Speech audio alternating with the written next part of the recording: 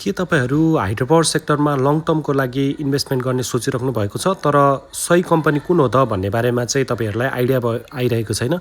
यदि त्यसो हो भने चाहिँ तपाईहरू राइट भिडियोमा आइसक्नु भएको छ र अहिले जुन इन्टेलिजेन्ट इन्भेस्टरहरू छन् जो नेप्सेमा चाहिँ इन्भेस्टरहरू हुनुहुन्छ उहाँहरूको टप रोजाइको सेक्टर पनि हाइड्रो पावर हो, किनकि जुन हाइड्रो पावरको अब आगामी दिनमा फ्युचर छ त्यसले गर्दाखेरि पनि र यसमा कन्सिस्टेन्टली राम्रो बोनस डिभिडेन्डहरू पाइराख्ने र सर्ट टर्म गेनको लागि पनि यो सेक्टर चाहिँ एकदम राम्रो रहेको कारणले गर्दाखेरि चाहिँ अहिले सबैजना चाहिँ यो सेक्टरमा एट्र्याक्टिभ भइराख्नु भएको छ।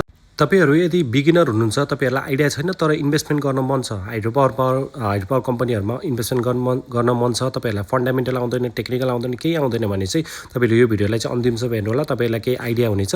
र हामी चाहिँ तपाईहरूलाई इन्भेस्टरहरूले इन्टेलिजेन्ट इन्भेस्टरहरूले चाहिँ टप 3 हाइड्रो पावर कुन कुनमा इन्भेस्ट गरेका छन् र तपाईँहरूलाई अहिले हामीले 10वटा लिस्ट दिनेछौँ र त्यो मध्येको 3वटा उत्कृष्ट हाइड्रो पावरहरू रहेका छन् जुन चाहिँ इन्टेलिजेन्ट इन्भेस्टरले इन्भेस्ट गरेका छन्। विथ प्रुफ तपाईँहरूलाई देखाउनेछौँ इन्टेलिजेन्ट इन्भेस्टरहरूले इन्भेस्ट गरेको। त्यो हेर्नको लागि चाहिँ तपाईँहरूले भिडियो अन्तिमसम्म हेर्नुपर्नेछ र यी सबै 10वटै कम्पनी लङ टर्मको लागि उपयुक्त छन् तर पनि यीमध्येका 3वटा कम्पनी चाहिँ एकदमै उत्कृष्ट रहेका छन्। त्यो हामी चाहिँ भिडियोको अन्तिममा मात्रै भन्नेछौँ। त्यसको लागि चाहिँ तपाईँहरूले भिडियो चाहिँ अन्तिमसम्म नहेरिकन तपाईँहरूलाई केही आइडिया हुने छैन। र यी जुन हाइड्रो पावरहरू हामीले भन्दैछौँ सबैको इपिएसहरू राम्रो छ, सबैले डिभिडेन्ड राम्रो बाँड्न सक्ने क्षमता रहेका छन्। र तपाईँहरूलाई अहिले स्क्रिनमा देखाउँदैछौँ कि इन्टेलिजेन्ट इन्भेस्टरहरूले कहाँ इन्भेस्ट गरेका छन् त हाइड्रो पावर सेक्टरमा भनेर। या तपाईँहरूले 3टा 4वटा एउटा लामो धर्काहरू देख्नुभयो, त्यो कम्पनीहरू चाहिँ इन्टेलिजेन्ट इन्भेस्टरहरूले धेरै इन्भेस्ट गरेका छन्।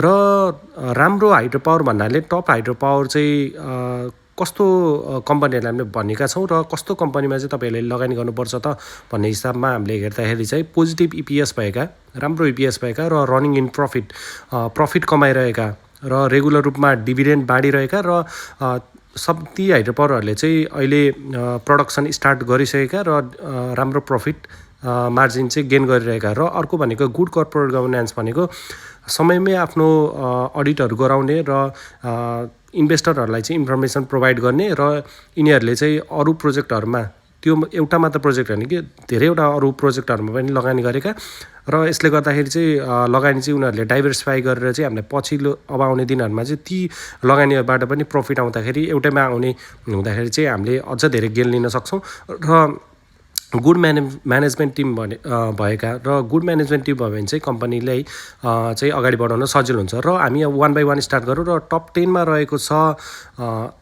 Upper हेवाखाला hydro power company. यसको अहिले इपिएस देख्न सक्नुहुन्छ 25 इपिएस रहेको छ, बुक भ्यालु 127 एकदम उत्कृष्ट रहेको छ। यसले एकचोटि बोनस दिएको छ, यो भर्खर लिस्टेड भएको कम्पनी गर्दाखेरि चाहिँ अलिकति यसको भर्खरै मात्र डिभिडेन्ड आएको, तर अब आगामी दिनहरूमा चाहिँ यसले रेगुलर रूपमा डिभिडेन्ड बाँड्नेमा चाहिँ हामी आश्वस्त छौँ र 15% यसले डिभिडेन्ड बाँडेको छ। र अर्को टप 9मा रहेको छ राधी, एकदम उत्कृष्ट हाइड्रो पावर र सर्ट टर्मको लागि पनि एकदम राम्रो मानिन्छ र इपिएस यसको 32 रहेको छ र बुक भ्यालु 171 रहेको छ। र यसको तपाईँले डिभिडेन्ड हिस्ट्री हेर्नुभयो भने चाहिँ प्रत्येक वर्ष यसले डिभिडेन्ड बाँडिरहेको छ 5, 5, 36, 10 गरेर चाहिँ एभ्री इयर यसको बोनस हिस्ट्री चाहिँ अलिकति राम्रै छ।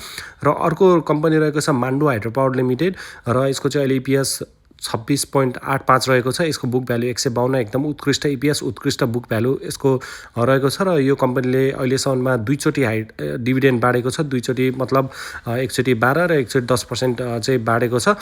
र यो कम्पनी पनि अहिलेको लागि राम्रो हाइड्रो पावरमा गनिन्छ है त। र अर्को रहेको छ मिडसोलु हाइड्रो पावर लिमिटेड, यसको इपिएस अहिले 17 रहेको छ र बुक भ्यालु 126 रहेको छ भने यो पनि एउटा वान अफ द राम्रो हाइड्रो पावरमा गनिन्छ। र यसले चाहिँ अहिले बोनस दिएको छ योपालि 15.79% चाहिँ यसले डिभिडेन्ड चाहिँ अनाउन्स गरिसकेको छ है त। र अर्को हेर्नु पर्दाखेरि चाहिँ सिक्लेस हाइड्रो पावर आउँछ अर्को चाहिँ। र सिक्लेस हाइड्रो पावरको इपिएस अहिले तपाईँले देख्न सक्नुहुन्छ 21.68 र बुक भ्यालु 110 रहेको छ।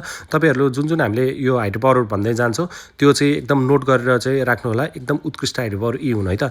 र अर्को रहेको छ यसले डिभिडेन्ड हिस्ट्री 15% छ, 10% गरेर चाहिँ बोनस चाहिँ कन्सिस्टेन्टली रूपमा चाहिँ दिइरहेको छ है त। लङ टर्मको लागि चाहिँ हामीलाई जस्ट डिभिडेन्ड हिस्ट्री चाहिँ राम्रो भएको चाहिन्छ। र अर्को चाहिँ एसएचपिसी सानिमामा hydro power one of the best company in hydro power sector र इपिएस 6 रहेको छ। यसको बुक भ्यालु 170 रहेको छ, 69 रहेको छ। यसको डिभिडेन्ड हिस्ट्री तपाईँहरूले देख्न सक्नुहुन्छ। एभ्री इयर बोनस दिएको छ, कुनै वर्ष पनि यसले हात खाली राखेको चाहिँ छैन है त। र अर्को रहेको छ बिपिसिएल बुटोल पावर कम्पनी लिमिटेड। यसको अहिले प्राइस चाहिँ 723 मा चलिरहेको छ र इपिएस 13.22 रहेको छ। बुक भ्यालु देख्न सक्नुहुन्छ, एकदम उत्कृष्ट 208 रुपियाँ चाहिँ यसको बुक भ्यालु रहेको छ भन्ने। यसले डिभिडेन्ड एभ्री इयर बाँडिरहेको छ। योपालि यसले 6% बोनस दियो, क्यास बोनस दिएको थियो भने अरू वर्षहरूमा चाहिँ 5, 5, 12, 20, 25 गरेर चाहिँ राम्रो डिभिडेन्ड बाँडिरहेको थियो। र अर्को टप 2 मा आउने हाइड्रो पावर हो सहस ऊर्जा र एकदम one of the best company in hydro power sector भन्छु म यसलाई। 170 को बुक भ्यालु, 39 को यसको एउटा इपिएस रहेको छ। र यसको डिभिडेन्ड हिस्ट्री हेर्नु पर्दाखेरि चाहिँ योपालि 22.11%, 22.11% चाहिँ यसले बोनस दिएको थियो भने 8.42 चाहिँ त्योभन्दा अघिल्लो वर्ष दिएको थियो भने टप 1 मा नम्बर 1 मा रहेको छ हाम्रो माउन्टेन इनर्जी लिमिटेड र 598 रुपियाँ यसको इपिएस रहेको छ। 598 रुपियाँ यसको प्राइस रहेको छ भने यसको बुक भ्यालु 142, इपिएस 34 रहेको छ भने यसको डिभिडेन्ड हिस्ट्री पनि एकदम बबाल रहेको छ। 21, 15, 15, 10 गरेर चाहिँ यसको डिभिडेन्ड हिस्ट्री चाहिँ एकदम राम्रो रहेको छ। यो पनि one of the best top 1 मा पर्ने कम्पनी रहेको छ हाइड्रो पावर सेक्टरको। र अर्को रहेको छ अपी पावर कम्पनी। यसको अहिले प्राइस 351 रुपियाँ रहेको छ, इपिएस 13, बुक भ्यालु 116। यो पनि सस्तोमा तर एकदम उत्कृष्ट हाइड्रो पावर हो। लङ टर्ममा चाहिँ कन्सिस्टेन्टली रूपमा डिभिडेन्ड बाँडिरहेको कम्पनी हो, तपाईँले देख्न सक्नुहुन्छ स्क्रिनमा। र हामीले लङ टर्ममा कुनै पनि सेक्टरको कम्पनी छान्दाखेरि चाहिँ हामीले कन्सिस्टेन्टली बोनस दिइरहेको कम्पनी चाहिँ त हामीले छान्नुपर्छ। प्रायः चाहिँ हामीलाई बोनस सेयर दिने कम्पनी चाहिँ अलिकति राम्रो हुन्छ है त लङ टर्ममा यदि इन्भेस्टमेन्ट गर्नुहुन्छ भने त्यो कम्पाउन्डिङको लागि। र तपाईँहरूले यहाँ देख्नुभयो धेरैवटा हाइड्रो पावरहरू, तर यीमध्येको त मैले अघि भनेको थिएँ 3टा हाइड्रो पावर भन्छु भनेर। र इन्टेलिजेन्ट इन्भेस्टरले इन्भेस्ट गरेका मेन हाइड्रो पावरहरू भनेका एमियन, एसएचपिसी र साहस रहेछन्। यी 3टा कम्पनीहरूले तपाईँले वाच लिस्टमा राखेर अलिकति घटेको बेलामा किन्नुभयो भने चाहिँ यसको वाच लिस्टमा राख्ने, र अलिकति थोरै घटेको बेलामा जस्तै अस्ति घट्यो मार्केट त्यस्तो बेलामा तपाईँहरूले अलिकति किनेर राख्नुभयो भने चाहिँ लङ टर्ममा एकदमै राम्रो प्रफिट डबल तेब्बर चौबरसम्म तपाईँहरूले यसबाट प्रफिट कमाउन सक्नुहुनेछ। र यस्तै भिडियोको लागि चाहिँ हामीलाई लाइक, सब्सक्राइब र फलो चाहिँ गर्दै गर्नुहोला। र यस्तै कन्टेन्टको लागि चाहिँ हामीलाई सब्सक्राइब जरुर गरिदिनु होला। र हाम्रो कन्टेन्टहरूलाई तपाईँहरूले देखाइदिनुको मायाको लागि चाहिँ हामी सधैँ आभारी रहनेछौँ।